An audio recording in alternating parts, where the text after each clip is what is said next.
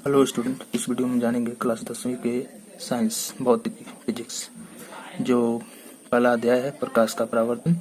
इसमें ये जो किताब है ये भारती भवन का है।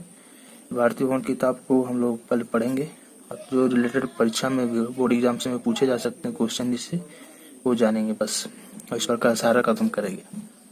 तो आप मैं समझाते चलता हूँ, आप समझते चलिए कि जब समझा लूँगा तो मैं इससे रिलेटेड जो क्वेश्चन आ सकता है वो बताऊंगा लास्ट में, ठीक है।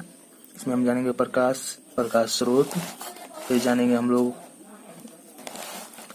प्रदीप्त और अप्रदीप्त पदार्थ। ये टॉपिक में उठाया हूँ, तो चलिए शुरू करते हैं। कह रहा है कि प्रकाश से संबंधित कुछ मुख्य तथ्य जिनकी जानकारी आपको पिछले वर्गों में हो चुकी है तथा जिनका उपयोग आपको इस अध्याय और अगले 2 अध्यायों में करना है। मतलब आप 6वीं 7वीं और 9वीं में पढ़े होंगे प्रकाश के बारे में कि प्रकाश सीधी रेखा में गमन करती है, प्रकाश की किरण सब जानते होंगे। उससे जुड़े कुछ भी संबंधित मतलब होता है उससे जुड़े। अब मुख्य तथ्य मतलब नियम कानून पिछले वर्गों में जान चुके होंगे। अब इसमें हमें क्या करना है, उनका उपयोग जानना है। इस अध्याय में हम उसका उपयोग जानेंगे और अगले 2 अध्यायों में भी जानेंगे। प्रकाश का अपवर्तन और प्रकाश का मानव नेत्र में जानेंगे, ठीक है। यह भी प्रकाश का परावर्तन। तो पहला बता रहा है, हिंदी में लिखित है क्या, प्रकाश और उसके स्रोत। तो कह रहा है कि वस्तुओं को देखने के लिए आंख के अतिरिक्त मतलब अतिरिक्त का 2 अर्थ है। अतिरिक्त का मतलब होता है को छोड़कर और एक अर्थ होता है को लेकर। यहाँ पर होगा को लेकर, यानी आंख के साथ साथ प्रकाश का भी होना जरूरी है। किसी भी वस्तु को देखने के लिए हमें आंख भी चाहिए और प्रकाश भी चाहिए, दोनों चाहिए। अंधकार में हम कुछ भी नहीं देख पाते हैं, ठीक है। अंधेरा रहता है तो हम किसी भी वस्तु को साफ साफ नहीं देख पाते हैं। इसलिए प्रकाश वह कारक है जिसकी सहायता से हम वस्तुओं को देख पाते हैं। तो यहाँ से हमें प्रकाश की परिभाषा मिल गई कि प्रकाश क्या है। प्रकाश वह कारक है जिसकी सहायता से हम किसी वस्तु को देख पाते हैं। अगर ये ना रहे तो सचमुच में हम किसी वस्तु को नहीं देख पाएंगे, ठीक है। चलिए आगे। वास्तव में प्रकाश जब वस्तुओं से टकराकर हमारी आंख तक पहुंचता है तभी हम वस्तु को देख पाते हैं। आप दिन में किसी भी वस्तु को इसलिए देख पाते हैं क्योंकि उससे प्रकाश हमारी आंखों में आती है। वही अंधेरे में प्रकाश नहीं आ पाती। अंधेरे में सूर्य का प्रकाश उन पर नहीं पड़ता है, जिस कारण से उनके सतह से जो प्रकाश है ही नहीं, तो हमारी आंख में आती नहीं है। इसलिए हमें वस्तु नहीं दिखाई देती है रात के समय में।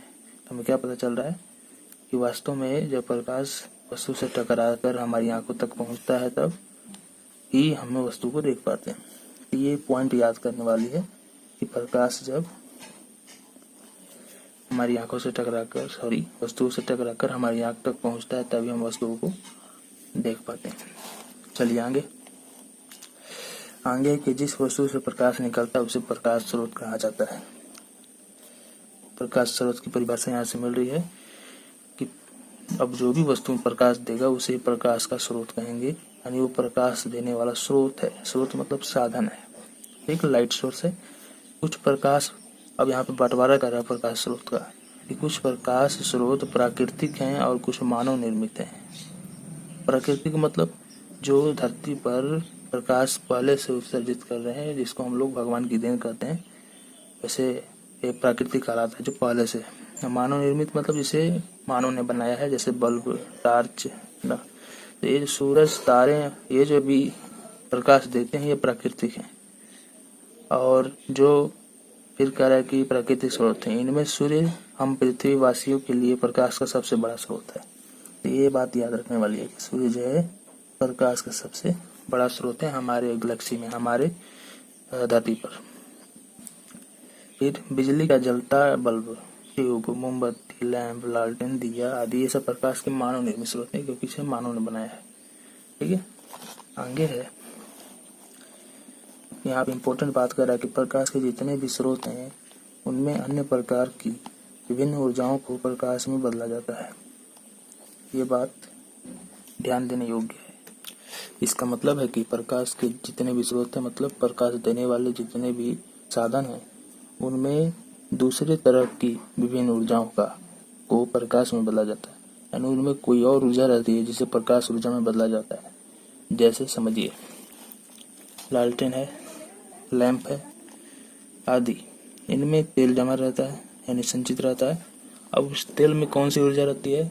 रासायनिक ऊर्जा, केमिकल, यानी कोई ना कोई तत्व होगा, उसमें पदार्थ मिले होंगे जिसे हम रसायन विज्ञान में जाना जाता है। उसमें जो ऊर्जा होगी वो रासायनिक ऊर्जा। अब उसी को प्रकाश में बदला जाता है। जैसे लालटेन में जो तेल है, लैंप में जो तेल है, वो जलता है और जलकर प्रकाश देता है। इसी प्रकार बिजली के बल्ब और टॉर्च में, बिजली देने वाला बल्ब और टॉर्च में विद्युत ऊर्जा को प्रकाश में बदला जाता है।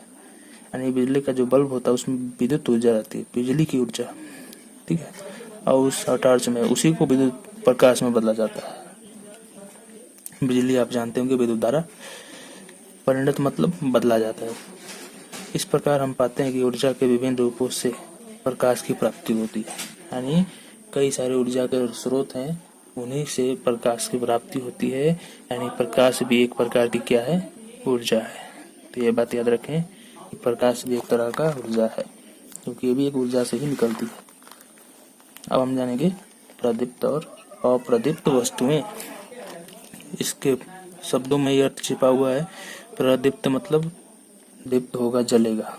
अप्रदीप्त मतलब नहीं जलेगा वस्तुएं। कुछ वस्तुएं प्रकाश उत्सर्जित करती है, मतलब देती हैं। जैसे सूरज है, बिजली का जलता बल्ब है, बुझा हुआ नहीं, जलता हुआ बल्ब, केवल बिजली के बल्ब नहीं कहेंगे। जलती हुई मोमबत्ती आदि वे वस्तुएं जो प्रकाश देती हैं, उत्सर्जित करती हैं। प्रदीप्त या दीप्तिमान वस्तु कहलाती है ल्यूमिनस। यानी समझ में आ रहा बात? वस्तु जब प्रकाश देगी तो प्रकाशमान कहेंगे या प्रदीप्त कहेंगे, नहीं तो नहीं कहेंगे। कुछ वस्तुएं प्रकाश उत्सर्जित नहीं करती है, यानी प्रकाश नहीं देती। जैसे टेबल है, कुर्सी है, पुस्तक, पौधे, इनसे तो प्रकाश निकलता नहीं। तो वे वस्तुएं जो स्वयं प्रकाश उत्सर्जित नहीं करती हैं और प्रदीप्त वस्तुएं कहलाती हैं। ठीक है, और ये थोड़ा सा और इसके लिए जानकारी है, ये भी देख लीजिए। जब किसी प्रदीप्त वस्तु से निकला प्रकाश किसी अप्रदीप्त वस्तु से टकराकर हमारी आंखों तक पहुंचता है, तभी हम उस अप्रदीप्त वस्तु को देख पाते हैं। आ रहा बात समझ में?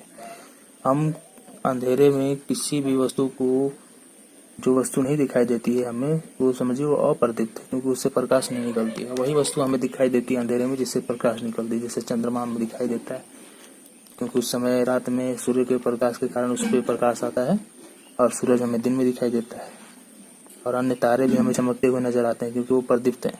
लेकिन अन्य जो वस्तु, कुर्सी, टेबल, ईटा, पत्थर, घर, जो भी आप अपने अगल बगल देखते हैं चीजों को, उनसे प्रकाश नहीं आता, इसलिए रात में भी वो हमें दिखाई नहीं देते।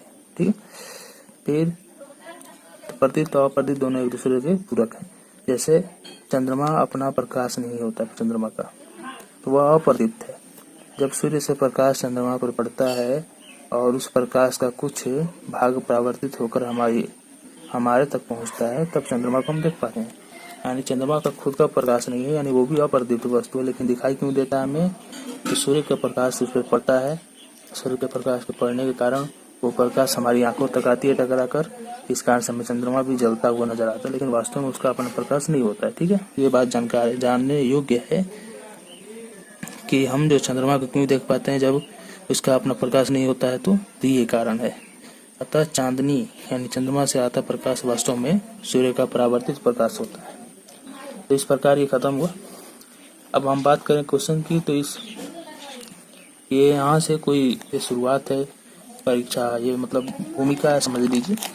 और प्रकाश के परावर्तन के बारे में थोड़ा जानकारी, तो यहाँ से प्रश्न नहीं आते हैं परीक्षा में, इसलिए मैं एग्जैक्ट नहीं किया, क्वेश्चन नहीं लिखवाया। लेकिन हाँ, यहाँ से आप एक क्वेश्चन दिमाग में रखिएगा कि सूर्य जो है धरती पर सबसे प्रकाश का बड़ा स्रोत है।